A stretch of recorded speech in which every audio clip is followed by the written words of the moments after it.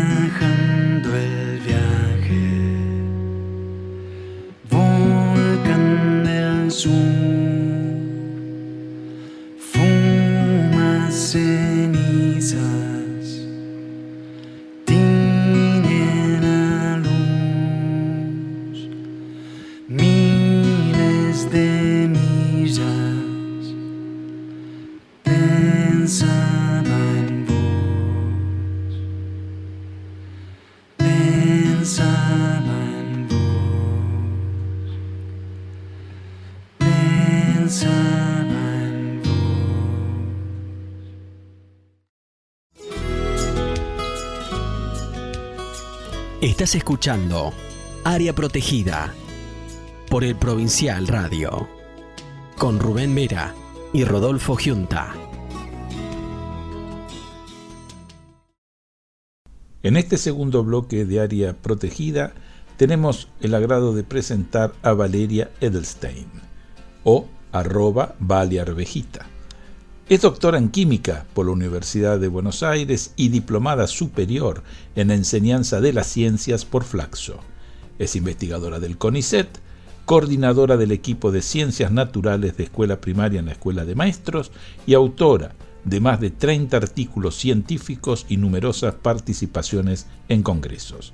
Es creadora y co-conductora del podcast Contemos Historias y cofundadora del proyecto Científicas de Acá. Es columnista en la Liga de las Ciencias y el diario Tiempo Argentino.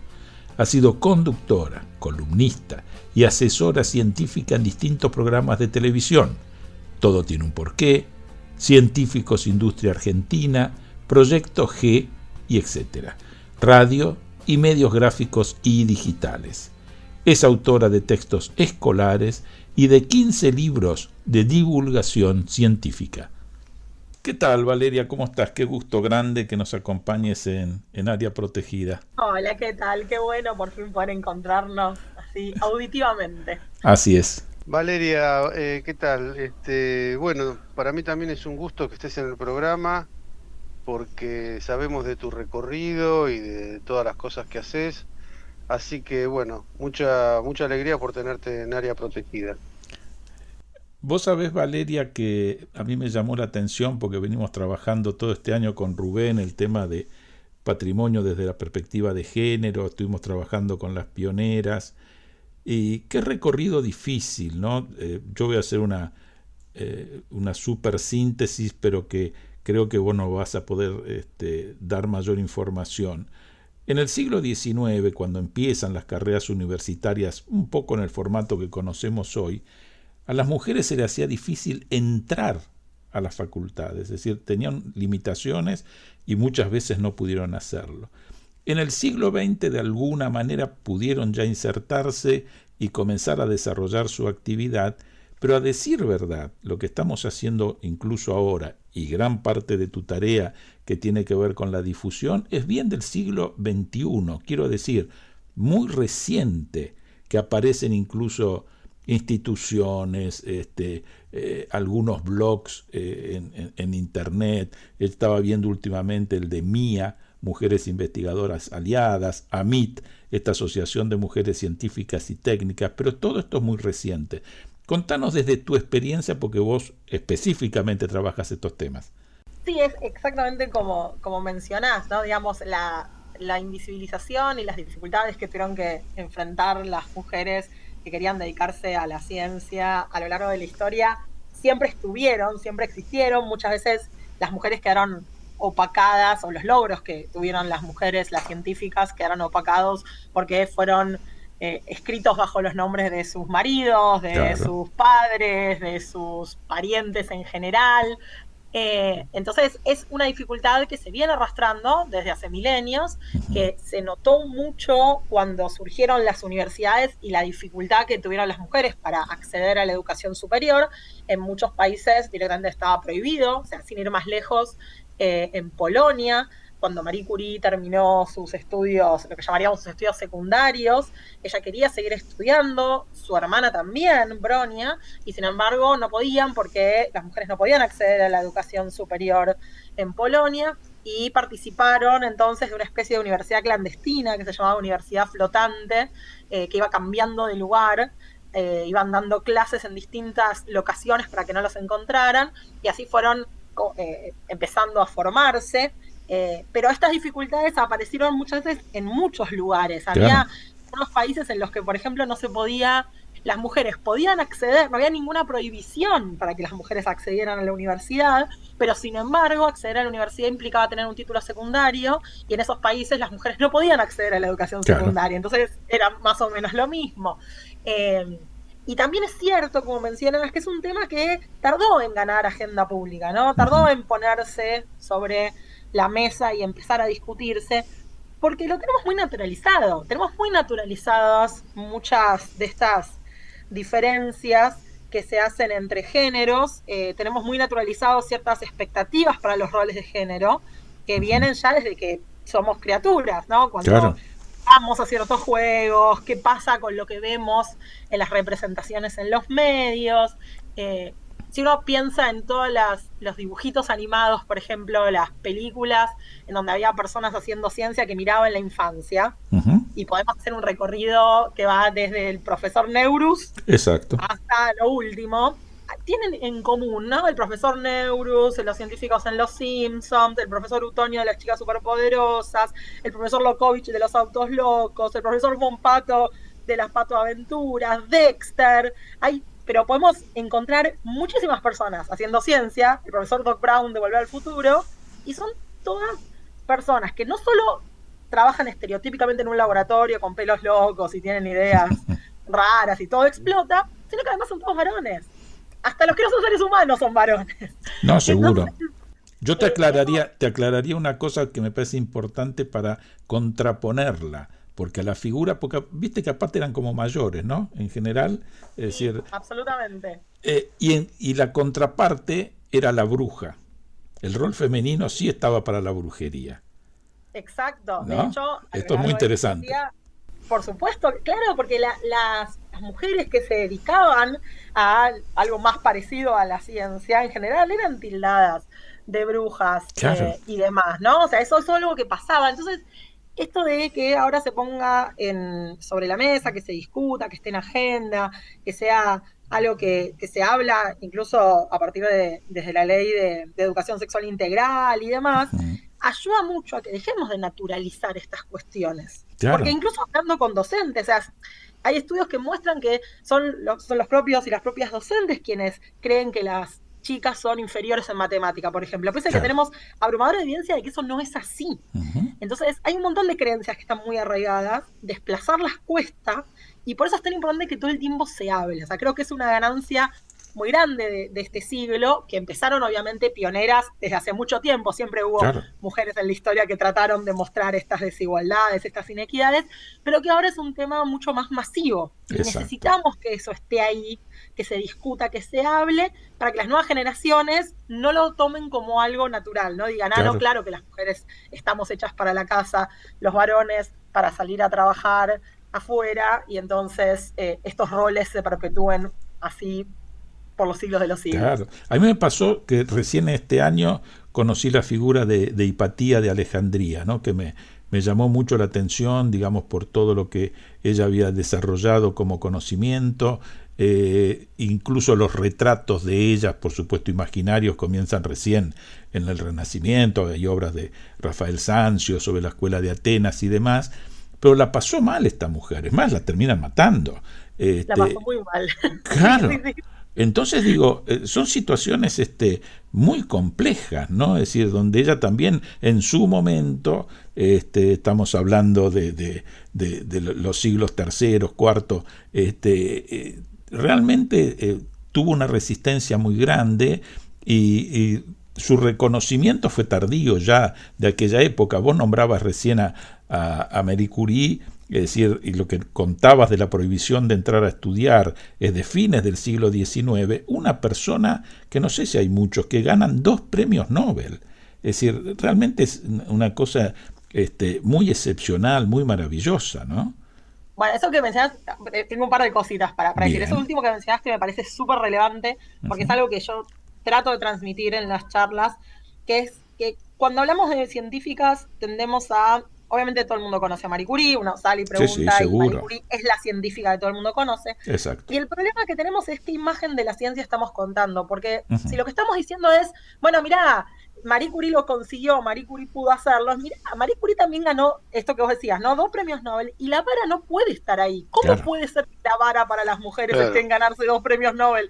Marie Curie es la única persona, no la única mujer, la única persona en la historia que ganó 2 premios Nobel en 2 categorías científicas distintas, uno en física y uno en química. Exacto. Entonces, no puede ponerse ahí la vara para las mujeres, no puede ser un Marie Curie lo hizo, todas podemos, ¿no? Porque no es cierto. No, por la Marie Curie que llegó, ¿cuántas se quedaron en el camino? Entonces, eso me parece que es súper relevante. Y respecto de Hipatía, la historia de Hipatía es increíble, o sea, acerca de de la época de Hipatia, un par de siglos antes, tenemos a María la alquimista, que fue la creadora del baño de María, donde hacemos el flan, hubo una María de verdad en la historia, lo sabemos porque quedaron registros de otro investigador que se llamaba Sósimo de Panópolis y que nos dejó registros de sus actividades. También pasaba que muchas mujeres, cuando querían ejercer profesiones que estaban típicamente asociadas a varones, se disfrazaban, claro. Entonces se disfrazaban de varones y así ejercían. Eso pasó a lo largo de mucho tiempo en la historia. Jeanne Barret, que fue la primera mujer en dar la vuelta al mundo, lo hizo disfrazada de varón. Claro. Entonces, hubo formas de rebuscársela, digamos, pero obviamente eran riesgosas, eran muy peligrosas para ellas. Tenían que superar un montón de dificultades que claramente los varones no tuvieron que superar. Y esto de que hayan sido reconocidas mucho tiempo después también es algo que se repite una y otra vez. Seguro. Y no hace mucho, muchas décadas, Rosalind Franklin fue clave, una científica clave en la elucidación de la estructura del ADN. Del ADN, claro. Y sin embargo, no solo no recibió el premio Nobel, ella murió antes de que se entregara el premio Nobel, pero de todas maneras no se lo habrían dado porque se lo dieron a Wilkins, a Watson y a Crick, y no se le puede dar a más de 3 personas. Claro. O sea, probablemente ella no lo habría recibido. Pero la cuestión es que su nombre desapareció de la historia durante muchísimo tiempo. El anuncio de la estructura del ADN se hizo en un pub en Inglaterra. El pub se llama The Eagle y tenía una plaquita, pub, que decía acá se hizo el anuncio de la estructura del ADN, y alguien hace no muchos años le agregó, decía Watson y Crick, y alguien le agregó, supongo que ahora sido una mujer, pero eso es lo que me lo imagino, no sé quién fue, agregaron un más Franklin, y a partir de eso se cambió la placa, ahora hay otra plaquita que reconoce el aporte de Rosalind Franklin, pero es algo que se consigue a fuerza de una lucha, ¿no? De mostrar, de visibilizar la labor de todas esas mujeres que a lo largo de la historia construyeron conocimiento. Estábamos ahí, solo que nos tapaban, o no nos veían. Vos fijate que hace poco yo hice una visita en la agronomía y justo, bueno, había una persona y el doctor Diego Medán, que con mucho orgullo decía, bueno, y si estoy escribiendo la biografía de Clotilde Hauch, que fue como la primer agrónoma o botánica que egresa, porque no había mujeres en la carrera, incluso en unos pabellones que era para alumnos que venían de las provincias, era solo para hombres, no estaba previsto que hubiera mujeres, y por eso recién ahora, personaje de 1910, comienza a surgir, ¿no es cierto?, esta figura. Yo me acuerdo, creo que fue con vos, porque le comento a la audiencia y a Rubén en algún momento, con Valeria habíamos hecho una entrevista sobre Cecilia Grierson, ¿no es cierto?, esta médica argentina, y hay una foto de 1917, pero a mí me impacta tanto porque se ve todos los egresados, por supuesto todos los hombres, traje negro y demás, y una mujer vestida de blanco, que es Cecilia, ahí solita en medio de todo ese universo masculino. Es impactante. Es realmente así. De hecho, hay una famosísima foto, que es de una conferencia Solvay, que es una conferencia muy importante que se hace cada 2 años, en donde hay también, son todos varones y Marie Curie. Claro. Es muy, muy conocida esa fotografía porque ahí están todos los grandes nombres de la física del siglo, digamos de todo el siglo XX, y ella es la única mujer que está en esa imagen. Y bueno, con Cecilia pasa algo parecido, pero sí, o sea, es una dificultad que se enfrentó, y de vuelta, porque no estaba siquiera previsto, ¿no? Esto de, ¿qué hacen las mujeres acá en las universidades? Algo que nos pasó, tenemos con 3 colegas cofundamos un proyecto que se llama Científicas de Acá, que apunta a visibilizar y hacer conocidas a las científicas que hicieron y hacen ciencia desde Argentina, o que vinieron a Argentina a hacerla. Y una de los personajes que yo descubrí a partir de investigar para lo que después se terminó convirtiendo en un libro, pero que sigue siendo un proyecto mucho más amplio, fue el de Hetty Bertoldi de Pomar. Hetty fue una de las primeras geólogas argentinas. Geóloga, sí. Y es interesante lo que nos pasó con Wikipedia, con eso. A ver. Quisimos, alguien escribió, ella murió hace poco, entonces quisieron subir su artículo a Wikipedia. Ujú. Y lo subieron no en el formato más adecuado. Wikipedia tiene sus reglas de edición, por Sí, claro. supuesto. Pero claro, teníamos un problema, que es que una y otra vez lo bajaban. Y lo bajaban porque lo que decían es que no tenía citas suficientes, referencias bibliográficas. Mira. Y eso es algo que pasa mucho con las historias de científicas en Wikipedia. Como Claro. las mujeres aparecemos menos en los medios de comunicación, nos hacen menos entrevistas y demás, después no tenemos referencias para poner. Entonces se bajan esos artículos. Como esos artículos se bajan, las mujeres tienen menos visibilidad. Es un círculo vicioso que no se puede romper. Las chicas Claro. que trabajan en Wikimedia Argentina siempre cuentan que en Argentina tienen página todos los jugadores de fútbol, incluso de la D. O sea, Exacto. uno entra a cualquier equipo de la D y busca a los jugadores y cada jugador tiene su página. Ujú. Y sin embargo, no tenemos páginas de científicas que fueron pioneras en Argentina y luchamos un montón. Por suerte, yo conocí a un editor de Wikipedia que es especialista en editar notas de científicas, le comenté la situación, fuimos a buscar, usamos el libro como parte de la fuente porque yo había entrevistado a familiares de Getty para poder escribir esa historia, entonces eso funcionaba como fuente y finalmente él cambiándole el formato como se requería y agregando todas estas citas que pudimos encontrar, logramos que se mantuviera y que está y ahora se puede entrar y uno encuentra un artículo que es súper completo. Pero esas luchas que son tan pequeñas, ¿no? Porque uno dice, Wikipedia tiene millones de artículos, entonces uno tiene que ir en el 1 a 1 a luchar para que no bajen un artículo de una científica. Bueno, eso es algo que muestra cómo todavía tenemos que enfrentar un montón de obstáculos, Claro. cómo todavía la visibilización es compleja, es difícil y obviamente es necesaria. Vos fijate que trabajando en el Museo Sarmiento y leyendo, digamos, la bibliografía y los escritos de él, me llamó la atención, digamos, porque lo descubrí como bastante feminista en su época, que era muy extraño, ¿no? Es decir, tenía como un reconocimiento muy grande. Pero, por otro lado, yo me daba cuenta que cuando se pensaba, sobre todo en el siglo XIX, a la mujer profesional, eran prolongaciones de lo que podrían ser las tareas de cuidados, sobre todo de chicos. Entonces era bastante común que fueran maestras, eso estaba aceptado y casi diría recomendado, y en el caso de la medicina que fueran enfermeras, digamos, también una prolongación de la cuestión maternal y de cuidados, en ese caso ya de chicos y de personas grandes, es decir, que estaban en estos primeros escalones, pero ¿cuándo se llegaba a cargos directivos? ¿Cuándo tenían cargos decisorios en universidades, en institutos, lo que fuera, ¿no? Porque este también es el otro tema. Hoy si hacemos, con todo este reconocimiento que está habiendo del aporte de lo femenino en la ciencia, casi todas las carreras hoy tienen más inscriptas mujeres que varones, pero los cargos decisorios siguen estando en manos de los varones. Completamente. Sí, primero, claro, Sarmiento fue quien le dio su primer cargo como maestra a Cecilia Grierson cuando era el director general de escuelas.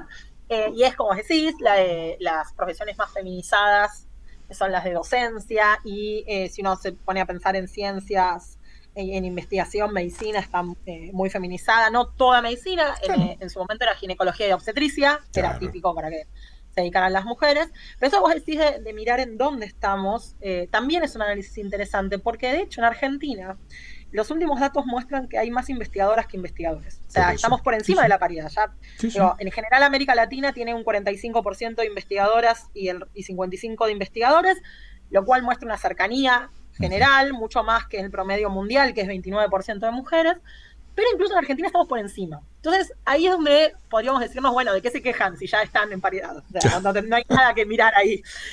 Y el punto es este análisis que vos mencionás, porque no alcanza con que seamos un montón. La pregunta es, bueno, ¿dónde estamos? Y no estamos en las mesas de decisiones. Claro. En los puestos jerárquicos sigue habiendo mucha masculinización, hay pocas mujeres directoras de grupos de investigación, rectoras en universidades, las decisiones sobre dónde se va el financiamiento también están en general en manos de varones, entonces todavía nos falta. Si uno mira las escalas, la distribución de personal en CONICET, por ejemplo, ¿no? Que es el organismo estatal que reúne la mayor parte de investigadores e investigadoras del país junto con las universidades nacionales, se ve que en los escalafones más bajos hay una cantidad mayor de mujeres, becarias, 60%, investigadores asistentes un poquito menos de 60%, pero ronda por ahí, y a medida que se va subiendo en el escalafón, disminuye abruptamente, se forma un gráfico que se conoce como efecto tijera, porque se ve como las mujeres caen y los varones suben, y en el último escalón, el más alto dentro de la carrera de investigador, las mujeres son apenas un 25%. Claro. Entonces, se nota mucho eso. Eso es lo que se conoce típicamente como techo de cristal, que es la dificultad de acceder a puestos jerárquicos, y es algo por lo que hay que seguir peleando. Si nosotros pensamos, bueno, ¿qué hace que las mujeres no lleguen a esos puestos jerárquicos? Claro. Una de las cosas que hace que eso no pase es que muchas se caen del sistema antes, o quedan estancadas en el sistema antes, por las cuestiones de maternidad. Claro. Porque todavía no tenemos, por ejemplo, licencias equitativas. No, hubo algunos cambios, algunas se aprobó en comisión, hay un movimiento alrededor, pero todo lo que es cuidado de infancias, cuidado de adultos mayores, en general recae sobre las mujeres, trabajo doméstico no remunerado recae sobre las mujeres, y entonces una mujer termina teniendo 2 y hasta 3 jornadas laborales, porque es su trabajo profesional afuera, más los cuidados, más el trabajo doméstico no remunerado, y eso obviamente afecta la productividad, afecta el tiempo que se puede dedicar. Hay algunos estudios que mostraron cómo la pandemia afectó mucho más a las mujeres, porque obviamente la necesidad de estar permanentemente para estas tareas de cuidado y de trabajo doméstico no remunerado afectaba la producción científica. Entonces todavía nos falta camino por recorrer. Estamos mejor de lo que estábamos antes, hay muchas mujeres, pero nos falta camino. También vale preguntarse por qué Argentina, o en general América Latina, tiene una proporción tanto más alta que el resto del mundo de mujeres trabajando en ciencia y tecnología, y una de las hipótesis es que es una profesión más precarizada. Claro. Las mujeres terminan en profesiones más precarizadas. Entonces, no sé si habla tan bien de cómo estamos en un avance de equidad, sino que habla muy mal de cómo se remuneran esas profesiones. Pero, de vuelta, creo que lo importante, y un poco es a lo que apuntamos cuando hacemos científicas de acá, o cuando yo trato de hacer en las conferencias, en las charlas, en las escuelas, en ir a territorio, estar ahí con chicos y con chicas, creo que lo importante es generarles la idea de que es algo que pueden hacer cuando sean grandes, de que es un universo posible. No quiere decir que todas las chicas se van a dedicar a la ciencia, tampoco querríamos eso, pero que sepan que es una posibilidad, que así como se pueden imaginar siendo músicas o arquitectas o futbolistas, sepan también que podrían ser matemáticas, podrían ser astrónomas, podrían ser ingenieras, podrían ser químicas. Entonces, para saber que eso es una posibilidad, tienen que haber a gente haciéndolo. Entonces, la visibilización apunta a eso, a que vean que hay un montón de mujeres en esos lugares haciendo ciencia, haciendo tecnología, preocupándose por resolver problemas prácticos o preocupándose por hacer avanzar el conocimiento general de la humanidad. Entonces, me parece que la idea es esa, es mostrar que eso es una posibilidad concreta. Ahora vamos a hacer una pausa musical con el tema Acidito, del venezolano Adelis Freites, en la versión de Fabiola Socas, Julia Rodríguez Hernández y Ayatimas Pérez Brito.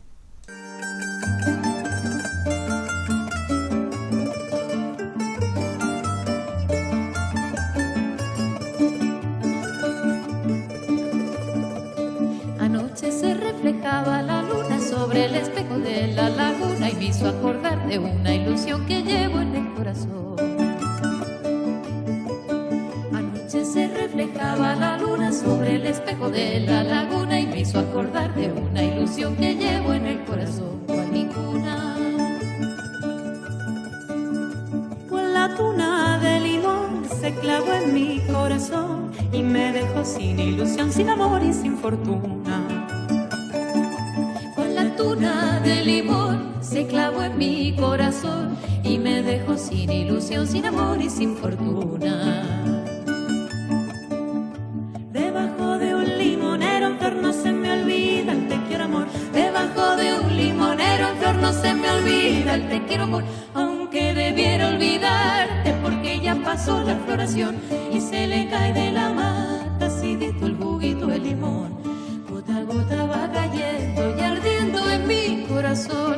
Gota a gota va cayendo y ardiendo en mi corazón. Anoche mientras pasaba el desvelo pintaba en el azul de tu cielo con tinta de mi corazón un cuadro de ilusión. Anoche mientras pasaba el desvelo pintaba en el azul de tu cielo con tinta de mi corazón un cuadro de ilusión y de anhelo. Acidito es el sabor como néctar del amor que está escondido en una flor de un limonero en celo. Acidito es el sabor como néctar del amor que está escondido en una flor de un limonero en celo. Debajo de un limonero en flor no se me olvida el te quiero amor. Debajo de un limonero en flor no se me olvida el Te quiero amor, aunque debiera olvidarte porque ya pasó la floración y se le cae de la mata acidito el juguito de limón. Gota a gota va cayendo y ardiendo en mi corazón. Gota a gota va cayendo y ardiendo en mí.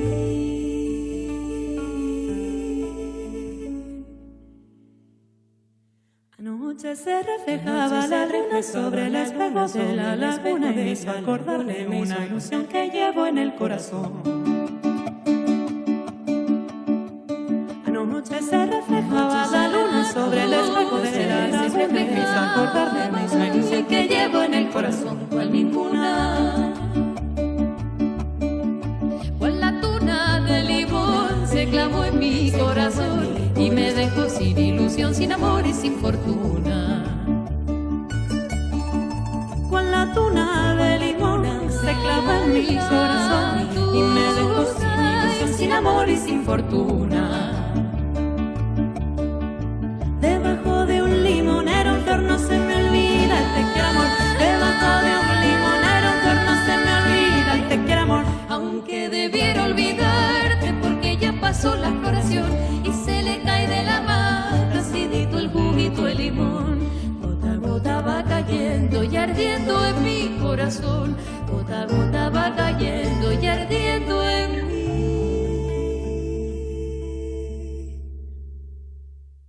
Corazón.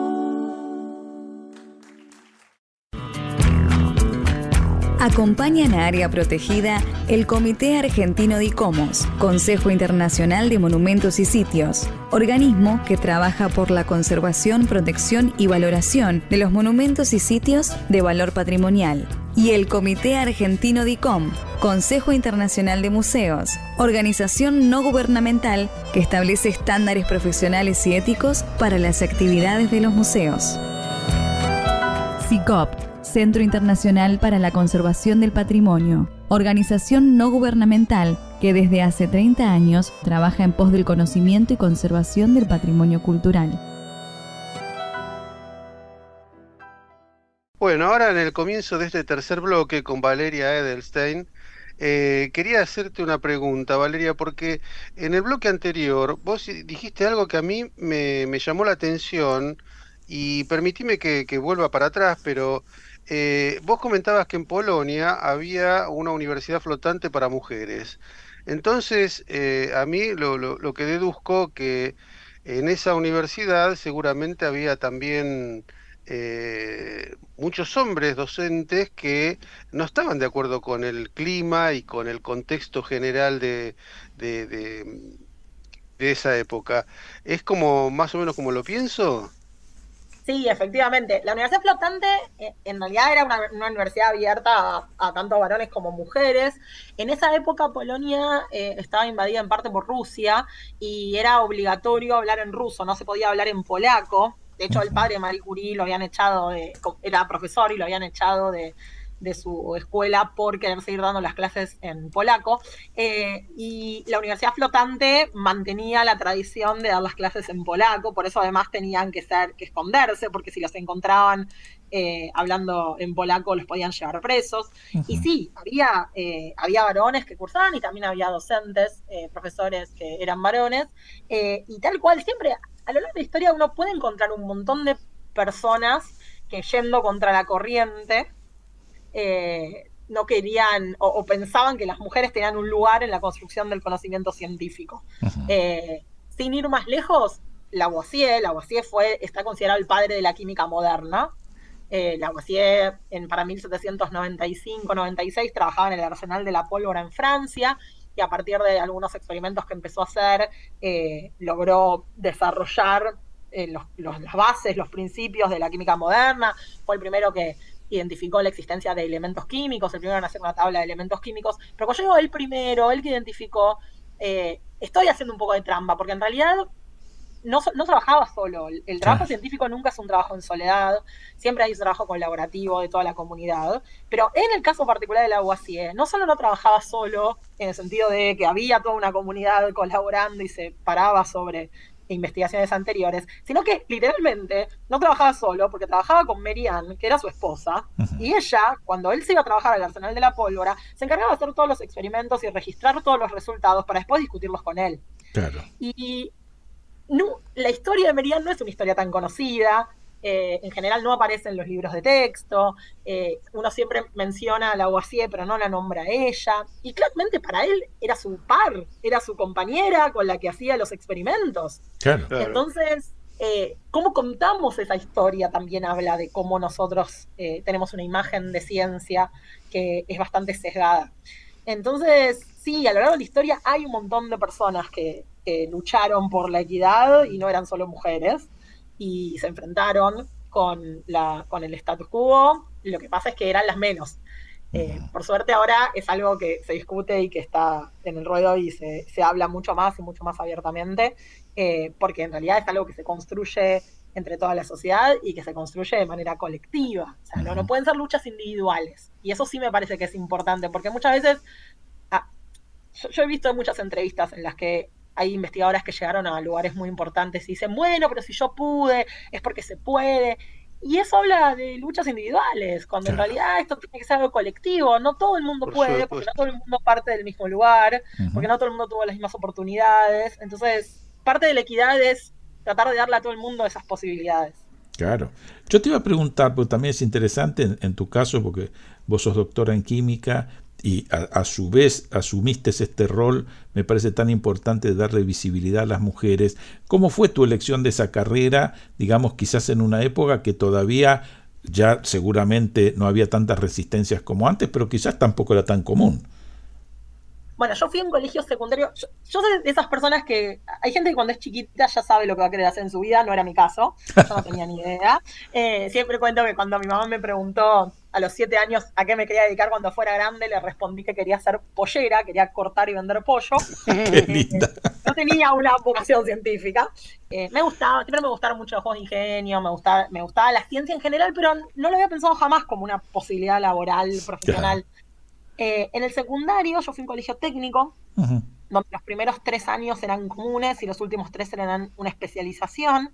Claro. Y en tercer año, justo antes de elegir la especialización, tuve mi primera materia de fisicoquímica con una docente, una profesora que se llama Ana Rivac. Y Ana, en las clases, y me acuerdo en una de las clases, y esto fue lo que a mí me marcó, estaba explicando los modelos atómicos y dejó una pregunta colgada al final de la clase que me acuerdo, que uno tiene el modelo de átomo, y en el modelo de átomo hay un centro que es el núcleo, que tiene una carga positiva, porque tiene protones y neutrones, pero los protones tienen carga positiva, entonces tenemos un núcleo positivo, y alrededor hay electrones que tienen carga negativa, y lo que ella dijo es, ¿cómo puede ser que si yo tengo el núcleo positivo y los electrones alrededor negativos, los electrones no se caigan sobre el núcleo? O sea, si hay fuerzas de atracción entre positivo y negativo, ¿cómo puede ser que no quede todo pegoteado?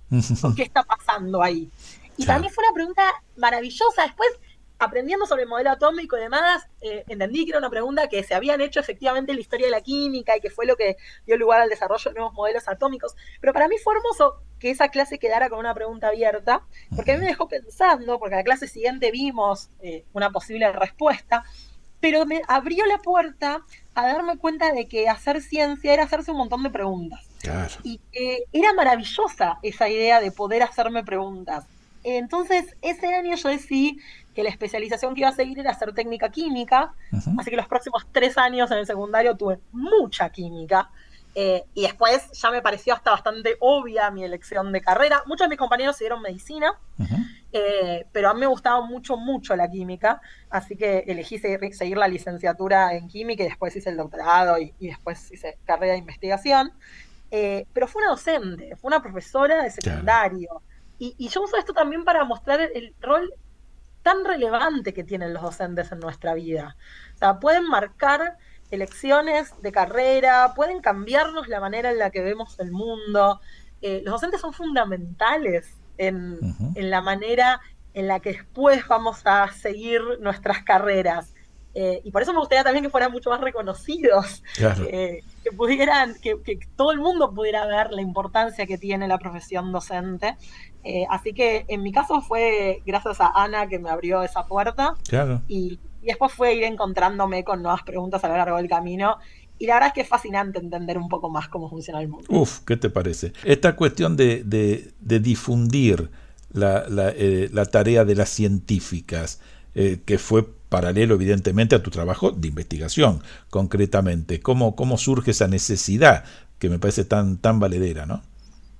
Yo estaba haciendo el doctorado y a mí me gustó siempre, mi trabajo en el doctorado, mi trabajo en general en química, haciendo investigación, era un trabajo muy de lo que uno se imagina que hace una persona que hace química, muy estereotípico, ¿no? Que era poner cambio guardapolvo en el laboratorio, mezclando tubitos, haciendo reacciones, a veces explotaban. Era muy así. Uh-huh. A mí me gustaba muchísimo. Yo disfruté muchísimo los años de mesada, como se dice, ¿no? El estar ahí con las manos en la masa. Lo disfruté un montón. Hacia la mitad del doctorado me empezó a pasar que sentía que me faltaba algo. Disfrutaba lo que estaba haciendo, pero tenía la sensación de que me faltaba algo más y no estaba segura de qué. Y entonces empecé a probar, hice un curso de escritura de papers y comunicación científica con Susana Gallardo ahí en la Facultad de Exactas y Naturales de la UBA. Y capaz viene por acá, capaz viene por esto de la comunicación, de la escritura, del periodismo. Entonces fui, me anoté en la escuela de periodismo, en TEA, e hice como un año y dije, yo sí, pero no estoy del todo segura. Y entonces empecé a escribir y terminé escribiéndole cuando me doctoré un mail a Diego Golombek, que siempre fue increíblemente generoso conmigo.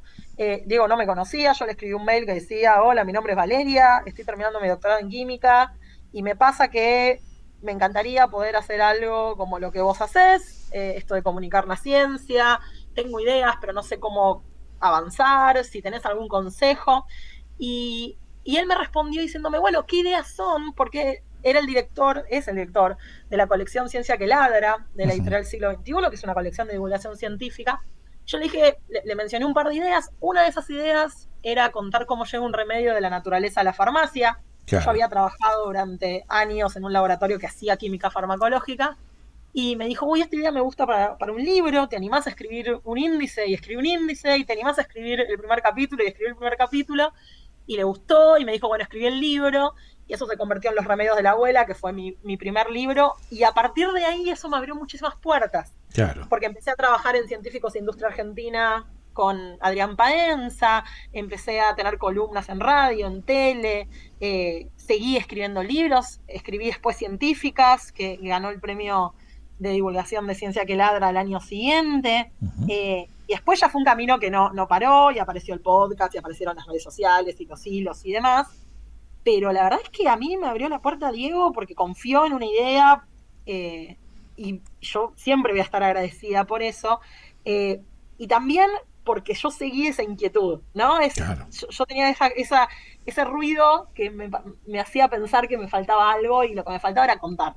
Me faltaba contar ciencia, eso era. Y Valeria, sí. no, me encanta lo que estás diciendo porque este recorrido que vos fuiste haciendo en tu carrera académica y cómo de alguna forma te contactaste con la difusión y bueno, esto de haber hecho algún estudios en la escuela de periodismo, la verdad que me encanta ese recorrido porque no sé si lo ves pertinente, pero me gustaría que hablemos unos minutos sobre el podcast que tenés, que es Contemos Historia, porque también tiene que ver con la educación, tal vez tiene que ver con la educación no formal, pero es un producto que a mí me subyuga, realmente te lo tengo que decir con todas las letras, porque me encanta estos micros que haces sobre diferentes temáticas y que tienen un encanto especial. ¿Por qué no hacemos una síntesis de este proceso y cuáles son los contenidos con los que trabajás en Contemos Historias, como, qué sé yo, como Historias Elementales, Rita y Eugenia, bueno, todos esos segmentos que vas desarrollando? Bueno, Contemos Historias empezó como una serie de hilos en Twitter. A mí me gusta mucho Twitter como red para comunicar ciencia porque es muy escrita, o sea, tiene la posibilidad de que uno pueda escribir. No, Instagram y TikTok son mucho más visuales y no, digo, tiene otra etiqueta al medio, digamos, pero a mí Twitter me gusta. Empezó como una serie de hilos con este hashtag Contemos Historias, en los que iba contando historias que a mí siempre me parecieron fascinantes de la historia de la ciencia, que me parecen increíbles, de hecho, que uno las lee y dice, ¿cómo puede haber pasado esto de verdad? Claro. Entonces eran hilos con estas historias y en un momento dado me gusta mucho escuchar podcasts. Hay un podcast en particular que se llama Radiolab, que está en inglés, es de NPR, que es la emisora nacional en Estados Unidos, que es un podcast sobre ciencia y tecnología, pero está muy bien narrado, muy bien armado la narrativa y el diseño de sonido. La verdad que es una belleza para escuchar. Y yo, cuando empecé a escucharlo asiduamente, dije, qué ganas de poder hacer algo así con las historias de ciencia. Le escribí a Nadia Cheramoni, que en ese momento no nos conocíamos, yo sabía que ella hacía stand-up científico. Le escribí a Nadia y le dije, Nadia, mira, tengo muchas ganas de hacer esto, a mí me parece que haríamos una re buena pareja conductora, yo tenía ganas de que fueran voces de mujeres, no había muchas mujeres haciendo podcast en ese momento y me parecía que era algo que podíamos tomar, un espacio al que podíamos ocupar. Nadia se enganchó enseguida, resulta que ella conocía mi trabajo y le gustaba mucho. Hablando con otro chico también que conocí por Twitter, él hacía la parte de edición y sonido en podcast, así que nos pusimos todos de acuerdo, escribimos los guiones, empezamos a grabar, todo siempre fue ad honorem, fue por las ganas de hacerlo, y armamos una primera temporada que son 6 historias increíbles, 3 de las cuales son de científicas, 3 no. Después hicimos una segunda temporada que es una miniserie que se llama Cuentos de Newton Dad, que a mí me gusta mucho porque un día me desperté y dije, ya sé cómo quiero contar esto. Y es la historia de Newton, pero en el formato de cuentos de Navidad de Dickens. Tiene un fantasma del pasado, uno del presente hermoso, y uno del futuro. Es una miniserie de episodios. Y después Rita y Eugenia también es una miniserie que es sobre la historia de Rita Levi Montalcini y Eugenia Sacerdote de Lustig.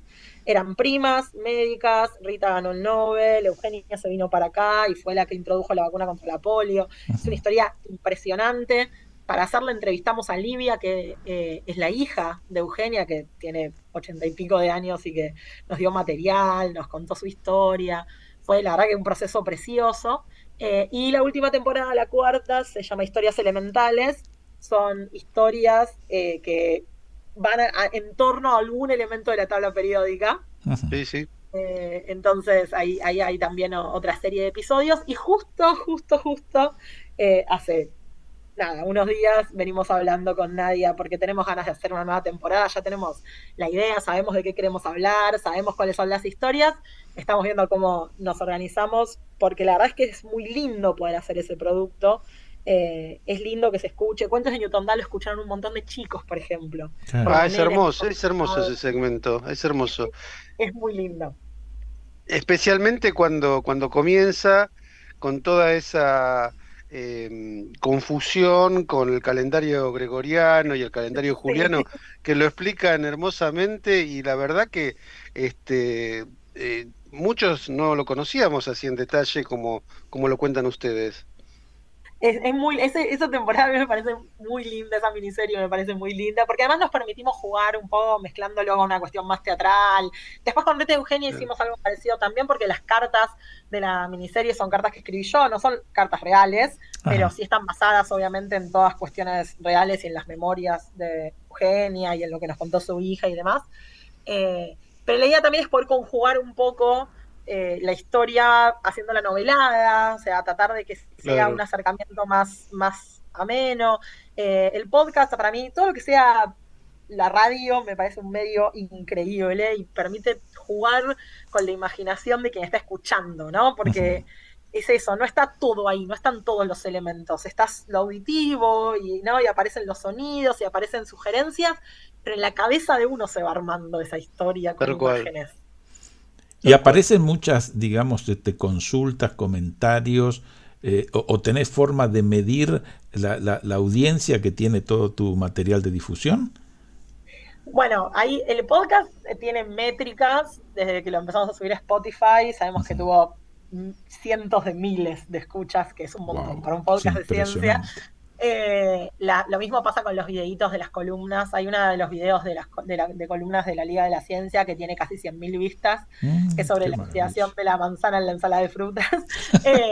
Después también los hilos de Twitter tienen métricas, tienen millones y millones de impresiones. O sea, hay hilos que se hicieron realmente muy virales y que tienen millones de impresiones. Entonces todo eso es una medida, digamos, en números, ¿no? De claro, lo que pasa. Pero en realidad la medida real es después, cuando te pasan cosas que a mí me ponen muy contenta, me hacen, o sea, me dan hasta vergüenza, pero es lindo que eso pase. Es lindo cuando te escriben docentes que dicen que usaron el material en sus clases. Es lindo cuando este verano estuvimos con Nadia de vacaciones en Tilcara, y en el Pucará de Tilcara, arriba a 3.000 metros de altura, una chica se me acercó y me dijo: vos sos de la que habla de ciencia en la tele. Y eso fue hermoso. ¿Qué te parece? O me pasó también en alguna presentación de un libro que viniera una docente y me dijera: mis alumnas te hicieron esto, y me hicieron un retrato con mi foto que está en Wikipedia. Esas cosas son hermosas y para mí son súper relevantes. El cariño que se recibe es hermoso. El tener una comunidad de gente en redes sociales es muy, muy lindo para compartir lo bueno, para compartir lo malo, pero sobre todo pensando que lo que uno hace sirve así sea para que una persona se interese por un tema por el que jamás había pensado que se podía interesar. No, tal cual.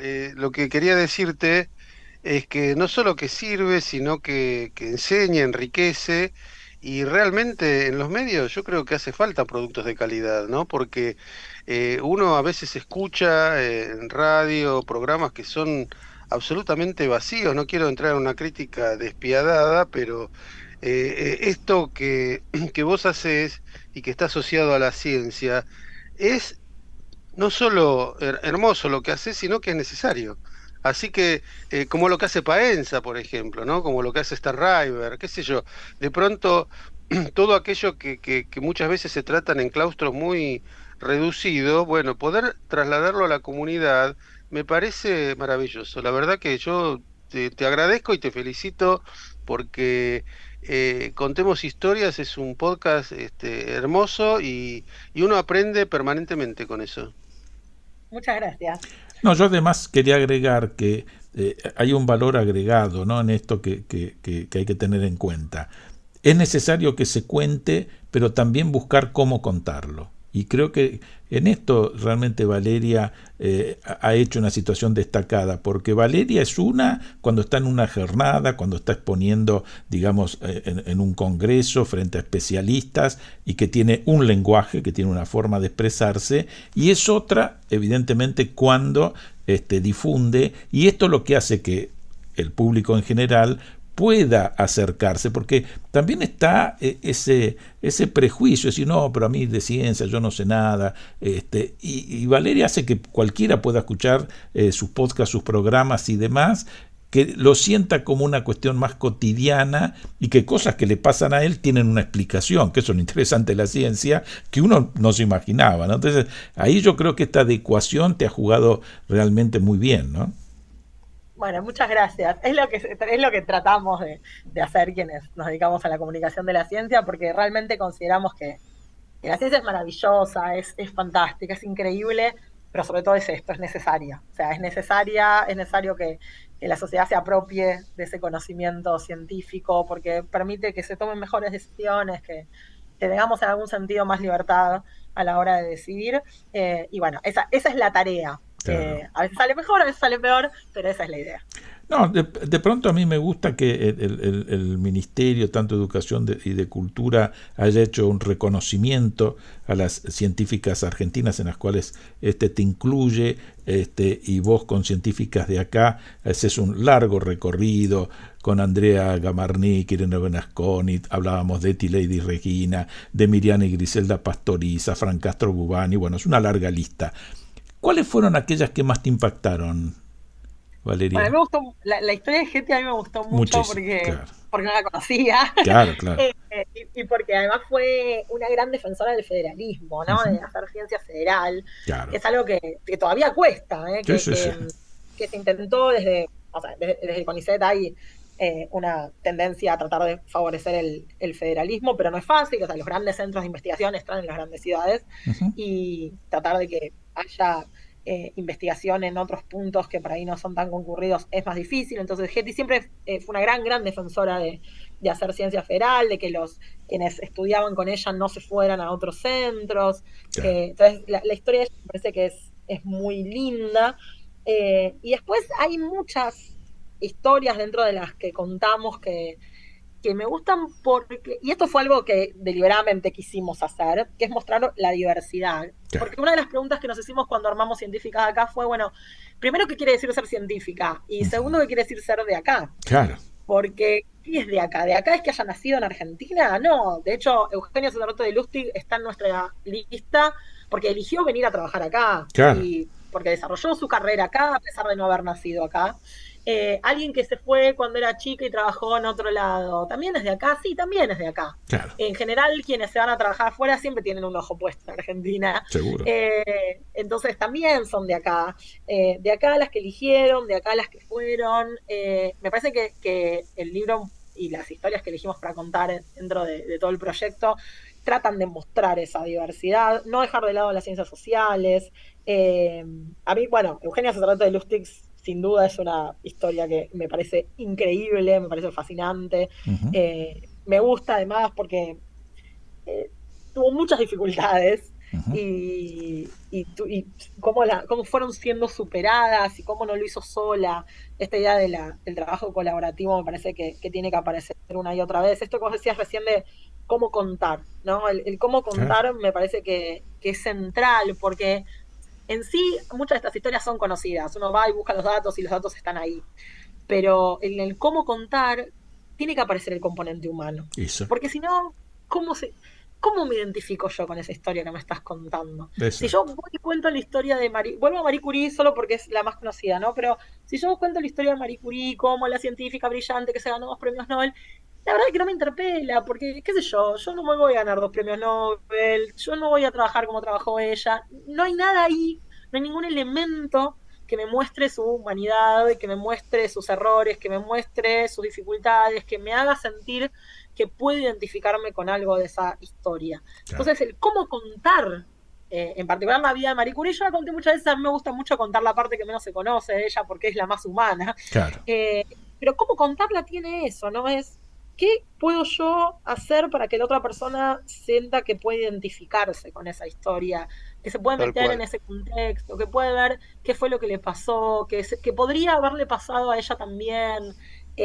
Y creo que con Científicas de Acá tratamos de hacer eso, ¿no? De mostrar esa humanización, porque parte de que queramos que cada vez más personas conozcan, no solo las científicas, sino en general lo que se hace en ciencia y tecnología, es porque uno no puede cuidar o querer aquello que no conoce. Exacto. Entonces necesitamos que se conozcan, necesitamos que sepan el trabajo que hicieron, quiénes fueron, quiénes son.